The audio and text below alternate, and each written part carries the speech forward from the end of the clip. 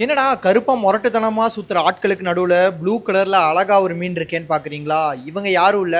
இவங்க பேரு தான் மலபார் ஸ்னேக்ஹெட். மலபார் ஸ்னேக்ஹெட் பாத்தீங்கன்னா, மான்ஸ்டர் ஃபிஷஸ்லயே வந்து ரொம்பவுமே ஒரு சீப்பா கிடைக்கக்கூடிய ஃபிஷ். ஆனா அக்ரஷன்லயும், கலர்லயும் வந்து ரொம்பவுமே பெட்டரா இருக்கும். இது பாத்தீங்கன்னா, சின்ன சைஸ்ல வந்து உங்களுக்கு வந்து ஆரஞ்சு கலர்ல தான் கிடைக்கும். ஆனா அது பாத்தீங்கன்னா, பெருசாகும்போது 100% ப்ளூ கலர்ல மாறிரும். நான் பாத்தீங்கன்னா, நம்பளோட டேங்க்ல வந்து வெறும் ஃபிளாஷ் லைட் போட்டு தான் இந்த வீடியோ எடுத்தேன். இந்த வீடியோல எவ்ளோ ப்ளூ கலர்ல இருக்குன்னு பாருங்க.